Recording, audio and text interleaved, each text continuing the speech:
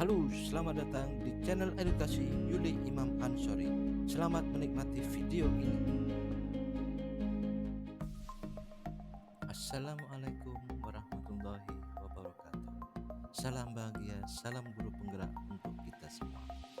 Bersama saya Yuli Imam Ansori, calon guru penggerak angkatan 10 Kabupaten Situbondo yang berasal dari SMP Negeri 3 Arjasa. Pada kesempatan kali ini, saya akan berbagi tentang koneksi antar materi, kesimpulan, dan refleksi modul 1.1. Pada kesempatan kali ini, saya akan merefleksi diri saya melalui 3 pertanyaan berikut. Pertanyaan pertama, apa yang saya percaya tentang murid dan pembelajaran di kelas sebelum saya mempelajari modul 1.1? Refleksi saya yaitu guru mendominasi pembelajaran atau pembelajaran berpusat pada guru yang disebut juga dengan teacher center. Pembelajaran yang saya lakukan di dalam kelas lebih banyak berceramah dalam menyampaikan materi dan siswa hanya duduk, diam, dan mendengarkan. Kedua, pembelajaran hanya terfokus pada tercapainya materi dan pemenuhan KKM, yaitu mengutamakan aspek kognitif peserta didik. Padahal seorang pendidik seharusnya tidak hanya melakukan pembelajaran untuk mentransfer ilmu ke peserta didik, melainkan banyak aspek yang harus diperhatikan seperti aspek afektif dan psikomotorik, sehingga anak bisa mengembangkan potensi dari diri mereka. Ketiga, kurang memperhatikan karakteristik anak sehingga saya cenderung menyamaratakan kemampuan anak. Hal ini menyebabkan pembelajaran yang saya lakukan di kelas hanya menggunakan model dan media pembelajaran yang seadanya, tanpa melihat aspek perbedaan karakteristik peserta didik, kemampuan anak, dan gaya belajar peserta didik. Dan yang keempat, kurang memotivasi siswa di dalam kegiatan pembelajaran sehingga siswa cenderung pasif dalam pembelajaran. Berikut itu merupakan gambaran pembelajaran sebelum saya mempelajari modul 1.1. Berikut gambaran kegiatan pembelajaran sebelum mempelajari modul 1.1. Yang pertama, pembelajaran berpusat pada guru sehingga siswa cenderung untuk pasif dan mendengarkan apa kata guru. Yang kedua, peserta didik juga hanya bisa duduk, diam, dan mendengarkan. Yang ketiga, penilaian hanya dari tugas tertulis atau kognitif.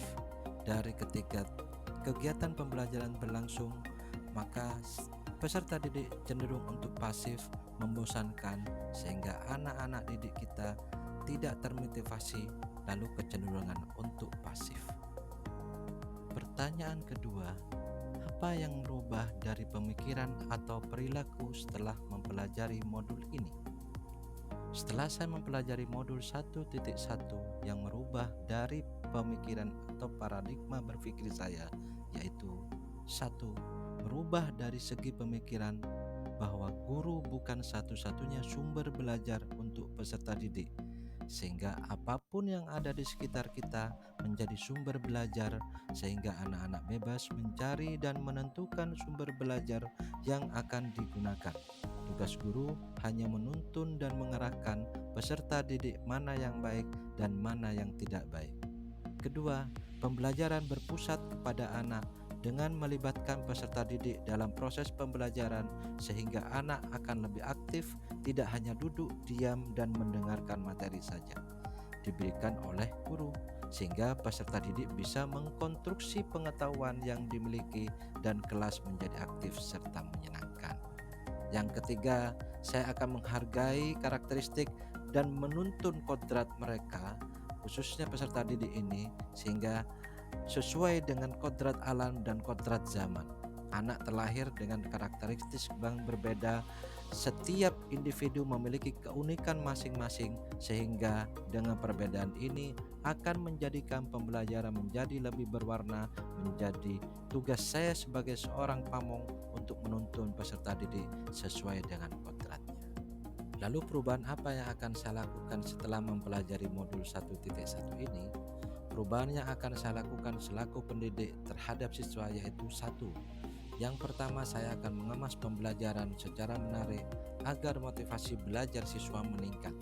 Membuat model pembelajaran dan media pembelajaran yang menarik dan menyesuaikan gaya belajar peserta didik. Kedua, saya akan memberikan kebebasan kepada peserta didik untuk menyelesaikan tugas yang diberikan guru dengan cara mereka dari beberapa sumber yang mereka inginkan sesuai dengan bakat, minat, dan kreativitas mereka masing-masing. Ketiga, saya akan memperlakukan siswa dengan cermat agar bisa mengetahui bakat dan minat siswa, menuntun mereka sesuai dengan kodratnya melalui cara observasi, wawancara, atau pendekatan personal. Dengan cara ini, peran guru sebagai mitra dari peserta didik akan terrealisasi.